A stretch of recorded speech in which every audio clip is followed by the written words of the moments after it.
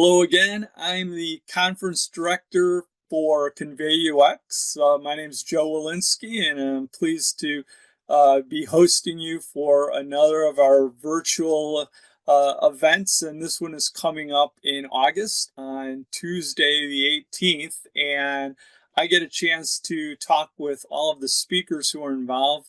And today I'm talking to Michel. Hello, Jacob. How are you today? Doing great. How about yourself? Everything's fine. I am at my home office in Bellingham, Washington, which is about 80 miles north of Seattle. Where are you talking to me from?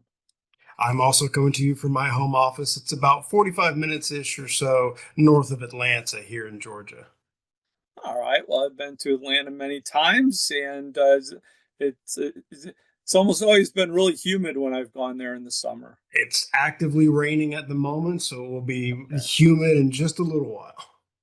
Well, it's good to have you as part of the program, and a good place to start is if you could just talk a little bit about the work you're involved in, and then how you found your way to what you're doing today. Yeah, of course. So currently, I work for a company called Epic Global. They're a big legal tech firm providing a variety of legal solutions. Currently, what I'm working on right now is one of their core products, which is mostly just being able to manage the document influx that lawyers take in constantly, being able to make the necessary redactions or changes to be able to package those out for actual use later on. So pretty straightforward product, but being in the legal tech space, there's always a lot of, peculiarities or specific needs that need to be met. So it's always an ever changing and pretty, rewarding but challenging environment. So I'm enjoying the workload that I'm at right now. And it has that been the domain that you've mostly worked in? Yeah, so mostly worked in has been kind of interesting. I've always really sort of ended up in the small team enterprise or small team startup space, or even at large enterprise companies whenever they sort of are developing a new branch of the company. Like, a previous position that I was at, that was the scenario. It was a larger company, but they were trying to bring in a, technology division, digital side of things to their business. And so I was always part of that. So small team there. And even at the current company that I'm at now, it's the first real expansion of their design team beyond just the initial lead designer that had been there for 5 or 10 years at this point. So again, working within a smaller community, but it's just the scale of work always changes depending upon whatever the maturity of the development team is like, whether that's, 3 developers that I'm right across from at a cubicle, or if it's I'm working with international teams or teams in the very least at opposite ends of the country. So it kind of touched all over the place, but mostly on that smaller team side of things, and honestly mostly within sort of this legal tech space. Did some work for like federal government adjacent for a while there, and that was interesting and fun, but always have sort of been in this more hyper niche, hyper technical sort of environment with the type of work that I've been ended up doing. Well, it certainly sounds like you've got had a lot of great experiences in a variety of ways. And Yeah.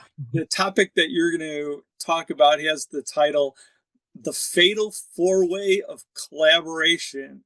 Very intriguing. So tell us a little bit about how you came around to this topic.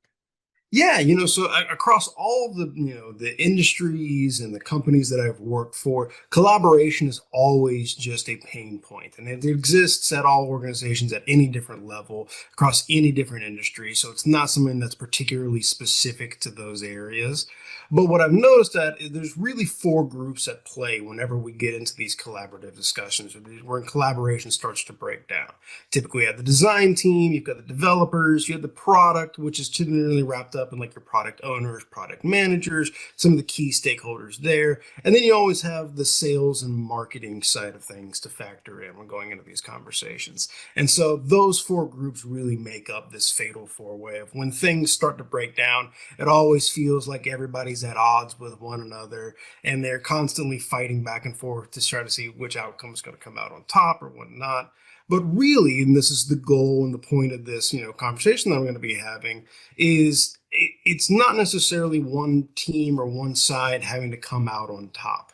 there's a failure to communicate in some way, or there is a breakdown in understanding of timelines or development needs, whatever the case may be. There's always some point that feels like it's not being addressed. And so through my conversation and through what people will find if they join this talk is just some ways in which you're able to help coax out those issues, and being able to really collaborate and move forward in a way that no one really feels like they're having to compensate by losing out on things that they want, but also trying to foster a little bit more of an environment where we can all get together and go, how can we solve these other issues for each other? A lot of the times that's maybe a little bit of a change in framework and in mindset, in terms of like, all right, and maybe as a designer you need to start taking into account more of the development constrictions that you need in order to make sure the development team isn't going to push back every design that you end up pushing out. Or if on product side of things, if you know that marketing and sales have a big objective or a big goal, a new feature they want to promote, or a new whatever the campaign they're trying to run, being able to see how those timelines can fit within the understanding of, hey, it's probably going to have to fit within our 2 week development sprint cycle. So it's going to need X amount of development sprints in order to be accomplished.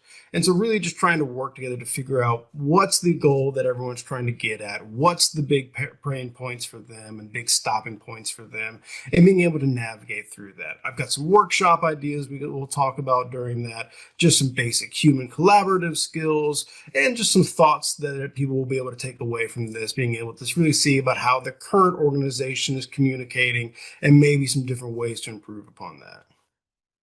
Well, it's certainly a topic area that I think people are going to be very interested and hear your perspective about it. So, thanks for taking a few minutes to chat with me about you and your presentation, and we'll look forward to seeing you in a few weeks. Yeah, looking forward to it. I think it'll be a great time. Looking forward to seeing everyone's interaction. All right, thanks a lot. Bye bye. Thanks a lot. Bye bye.